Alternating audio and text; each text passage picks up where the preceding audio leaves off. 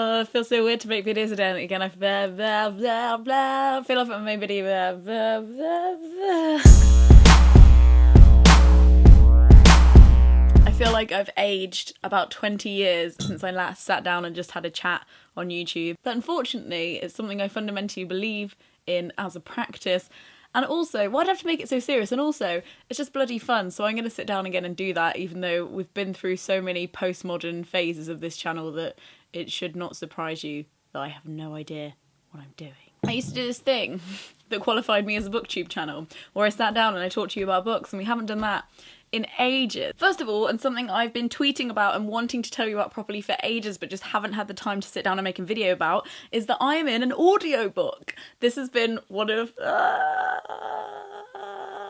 it's been one of my dreams for, well, forever. The powers that be heard my voice on one of my poetry videos and was like, would you like to be an audiobook actress for this book? And I was like, sure. It's a grip-lit thriller and I play one of the 3 actors in it. I am the 15-year-old girl who is in therapy.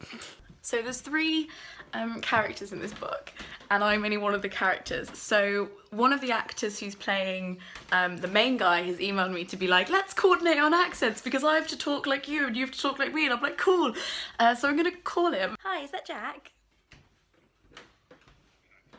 Yeah, exactly. At the moment, I'm panicking, so I've got to do the Spanish nurse. I don't know if you don't have to do any of her lines, I don't think. Okay, so I've spoken to Jack, and just let him kind of hear what my voice sounds like, really, because he was like, "What accent are you doing?" And I'm like, "I'm doing my own one because I think that's why I was picked." And he was like, "Cool." So I think he just kind of listened to me speak for a little while and was like, "Okay, I get the idea." That's something that never occurred to me I'd have to do. It's not like a theatre show where you got to kind of have loads of like rehearsals and you coordinate how you're going to do it. You just kind of have to do it, and you're playing these parts at different times in different places, I guess. I'm going to panic about playing a Spanish nurse for a section of it, which frankly I only just realised I had to do. So I've been Googling madly Spanish accents. It'll be fine. It'll be fine. It'll be fine.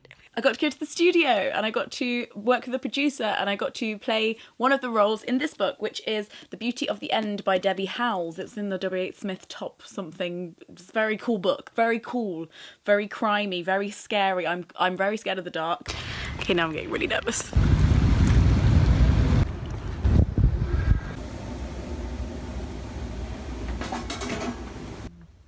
It's a faceless woman.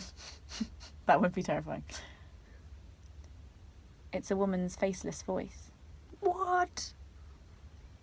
What's gonna happen? I'm so fixated on laugh.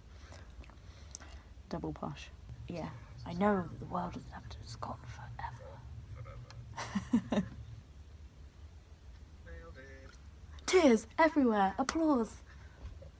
The whole crowd goes wild. Ah. It was just one of the best experiences ever, and I just wanted to mention it to you, and a lot of people in the comments have been like, you should do an audiobook, and so now you have an audiobook. It's actually really, weirdly, really relaxing. If you ever watch Foolish Oats, she always talks about how she reads books aloud with her husband, and it was just one of the most relaxing experiences ever, and I just wanted to thank Joe, the producer, for making me feel so comfortable and being so awesome.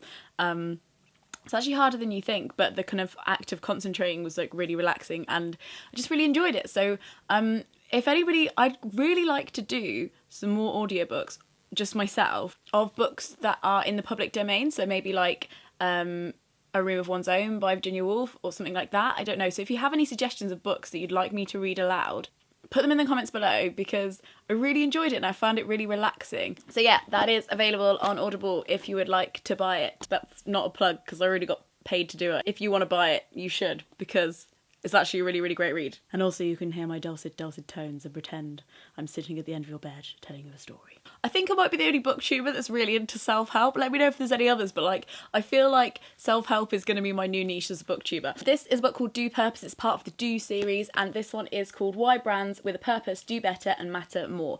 This is a really, really fast read. It's got lots and lots of pictures in it. I read it in about an hour and a half.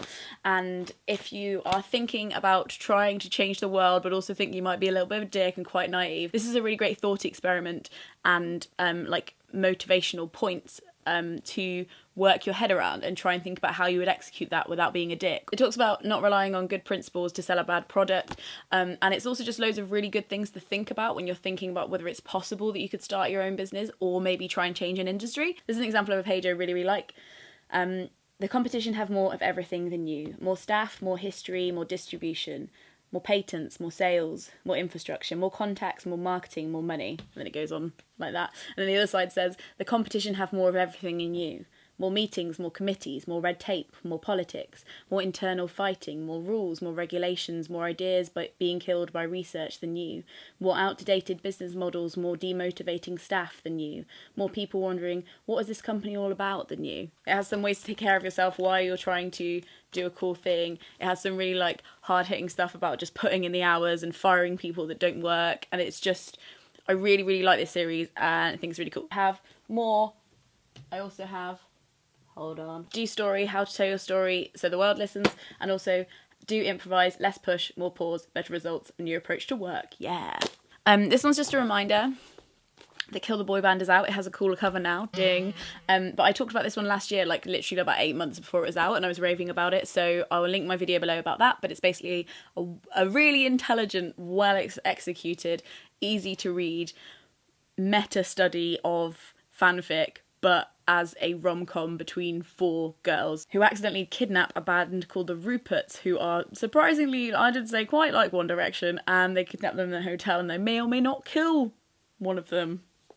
It's really dark, but I fucking love it. The Banger Book Club is a book club that I run with 2 of my bestest friends in the whole world, Hannah and Lucy.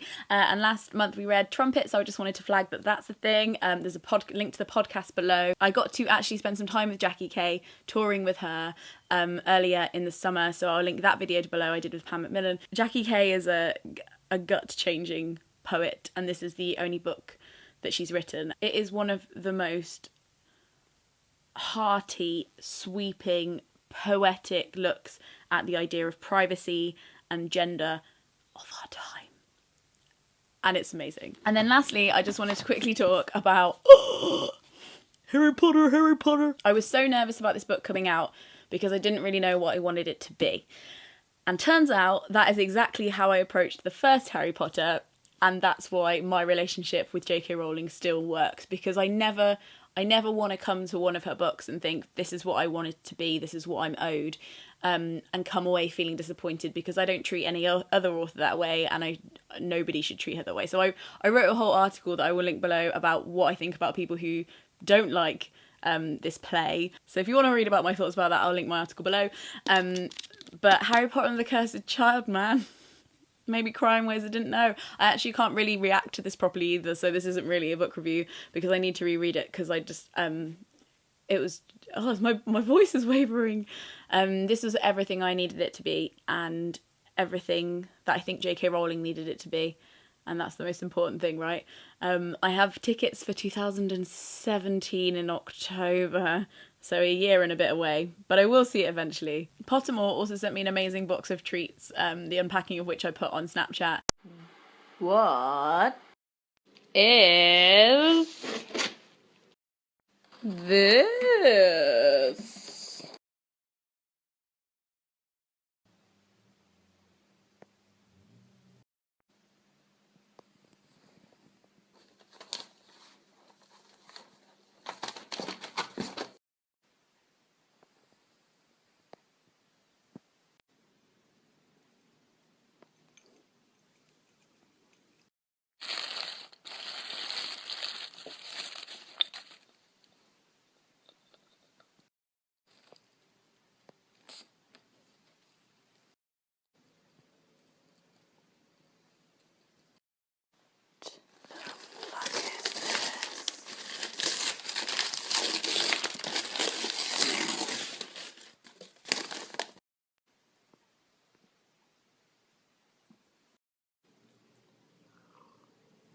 But basically they've also released some e-shorts which look really bloody cool, so I'm so excited to read those. The journey continues, man. The journey continues, and I'm going to try and reread all of the Harry Potter books as well.